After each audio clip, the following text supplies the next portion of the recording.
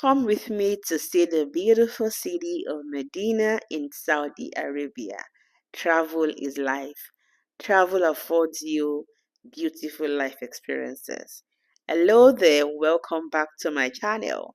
If you are new on here, you are most welcome to my channel. I'm happy that you found your way here. If you're an OG, thank you for coming back to see another of my video. My name is Sharifat. For those of you who don't know, I live in Nova Scotia in Canada. I love to hear my experiences about life in Canada and about life generally. I also do immigration. I'm a regulated Canadian immigration consultant and RCIC. At Green Tea Literary at Work, we help you with your visa applications to come to Canada for tourists, for study, for work, permanent residents, co-admissions. We are your plug for all of that. In this video, I'll be taking you through my journey to Saudi Arabia. I've done 2 videos before this one, so please do well to check those 2 videos out. This is a sequel in the series, so come with me.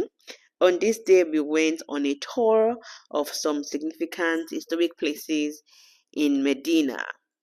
The one we went to first was our Masjid Quba. It's the first mosque in Islamic history. It was built by the Prophet. May the peace of Allah be upon him. So come with me. It was a tour. We went on a tour with my other co-pilgrims that we joined the same travel company to come to Saudi Arabia for our Hajj. So come with me.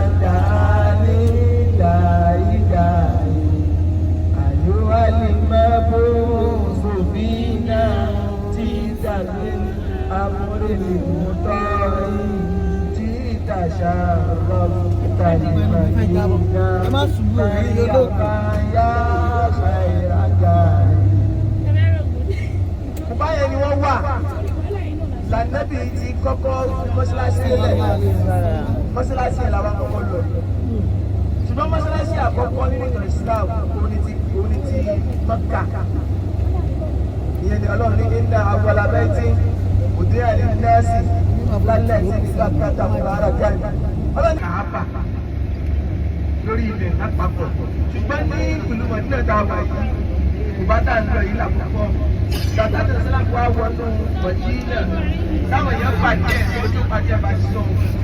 bó ṣe wà yìí ó kéré jọ wẹ̀ lọ. ta ló wá ń polówó náà ní méjèèjì báyìí. wọ́n sì àti tí wọ́n lọ fún ẹ̀ wọ́n ṣe wà yẹn wọ́n ṣe máa rà á lọ́wọ́ mi. $100 ló bọ́ọ̀rẹ̀ ó kó sáṣẹ̀sì ẹ̀. wọ́n kọ́ mi níṣẹ́ lọ́wọ́ ní ẹjọ́ ó yá àṣà mi náà.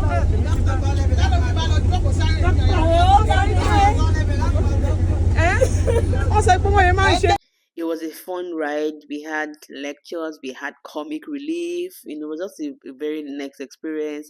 The people I met on this trip was just so wonderful. Anyway, we got to our first stop on this day. We went to a couple of places, but it's our first stop. Yes, I have. On this trip, I met many wonderful people. One of them is Zainab. Zainab is a northerner based in Lagos.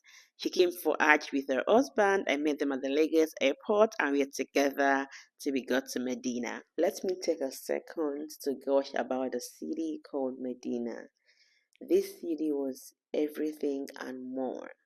I've left this place, but it feels like a part of me is still there. Like I left a piece of my heart in that place. And it's not just me. A lot of people say the same thing about Medina. There's just something about that place. The tranquility, the warmth, the serenity, the people, the generosity was just everything and more. I was even thinking that Mecca would be like my favorite place than Medina, but honestly, Medina was just everything. Coffee tea. Okay, coffee tea. Thank you. Shukran.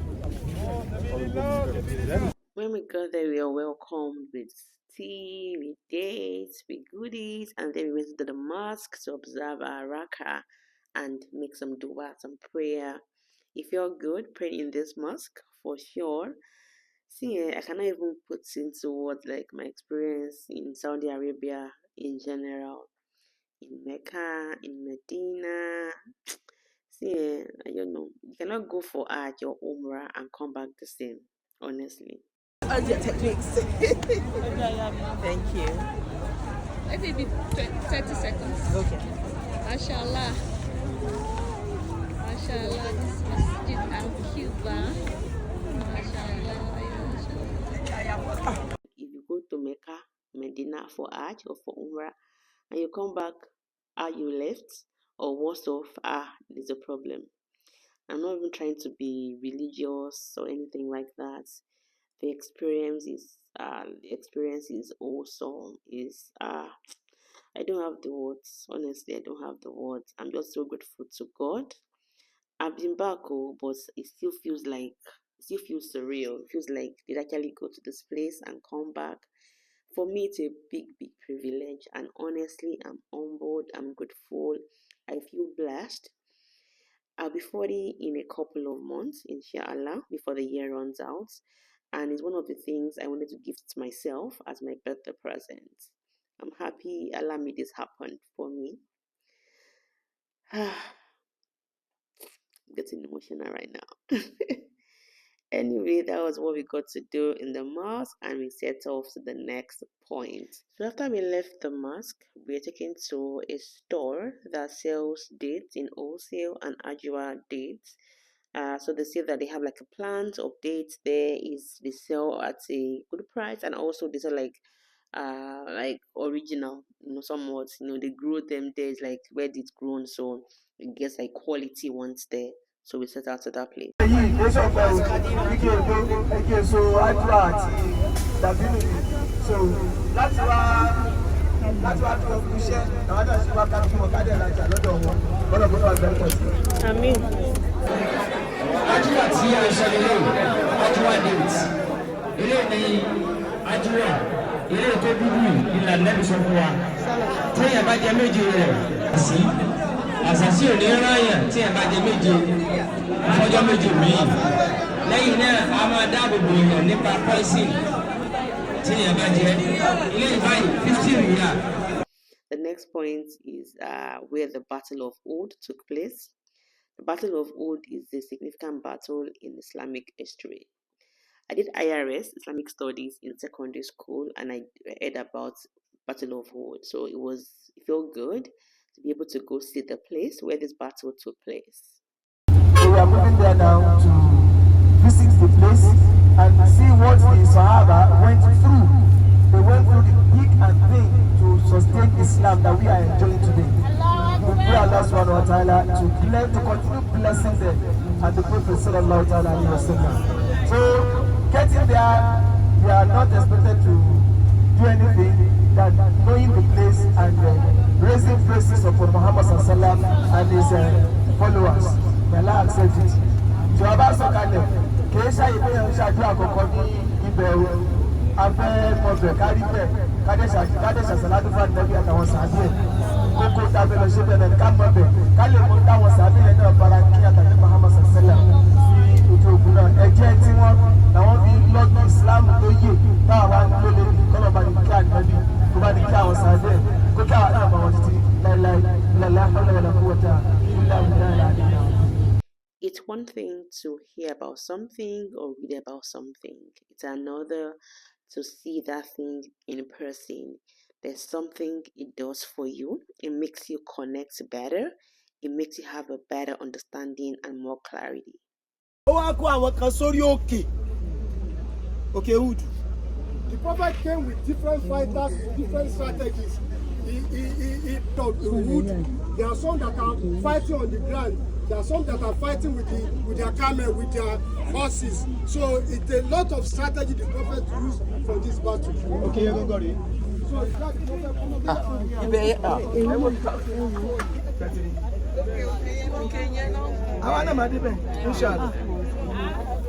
So ogun lọ rẹpẹtẹ. So the war started. Ọlọ́run wá ń fi gbé ògo fún àwọn Mùsùlùmí. So the Allah gave victory initially. You remember earlier I said that the Battle of Uhud is very significant to Islamic history. I learned about this in secondary school during my Islamic religious studies class. In fact, it made me remember my teachers. Shout out to Mr. Giwa, Mr. Olosho, Mr. Olaniyo. They took this subject very seriously. It was more than a subject for them. It was more about teaching the deen to Muslim students back in Federal Government Girls College, Oyo, where I attended. IRS was one that made me have a very strong footing in Islam.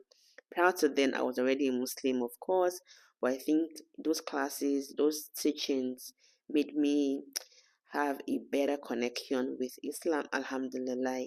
Particularly Mr. Olani, I remember that he would take, if there's a particular verse he used to teach us about Ramadan, how important fasting was, the significance, and all of that. All these things are things that have molded me over the years. Alhamdulillah, that I've been able to go to Mecca Medina to even see some of these things myself.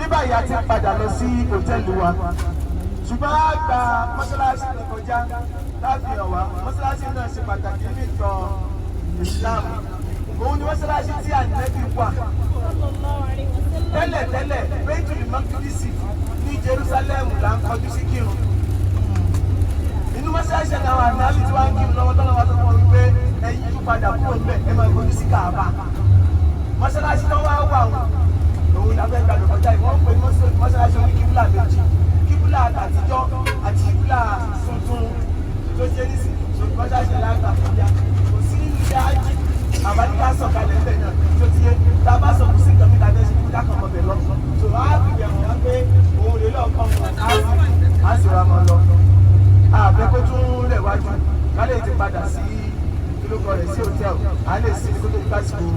We pray Allah accept all we've done as part of Ibadah and record it in our books of good deeds. But we don't want to get exhausted, so inshallah we're moving towards our hotel back now. But on our way, we shall point to us the masjid of Qiblatain, the masjid that is having two Qibla. The masjid came into being that the first Qibla, which is facing Jerusalem, facing Masjid al-Aqsa, was where the Muslims face, where they did their prayer, till Allah made a revelation that they should not go there again, but face the direct opposite, which is Baitul al-Haram, that is Kaaba in Mecca. So the mosque where they were, while they are observing that particular Salat, before that day, was referred to as Masjidu al-Qiblatain. The masjid is two Qibla, the previous Qibla and the present Qibla. So we are going to show it to us while on our way to our hotels. We pray Allah subhanahu wa ta'ala make it easy and accept it as a prayer for each and every one of us. Thank you for this opportunity.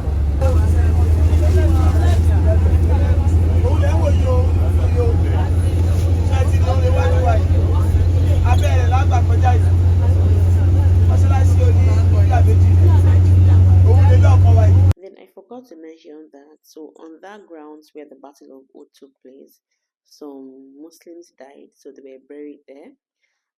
So that's one of the significance of that point as well.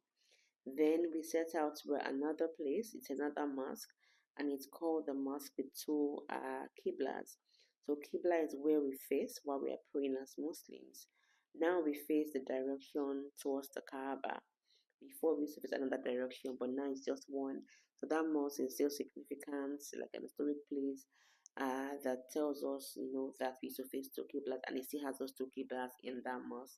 We just passed by it, and then we went to our hotel, so we go observe our prayers in the mosque.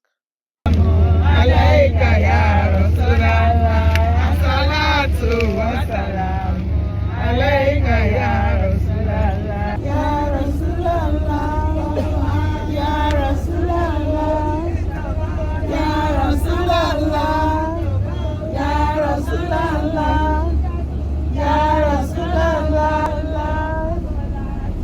Assalamu alayka ya Rasulallah. Assalatu wassalamu alayka ya Rasulallah. Got to our hotel, freshened up, and then we went to the mosque to observe our afternoon prayers.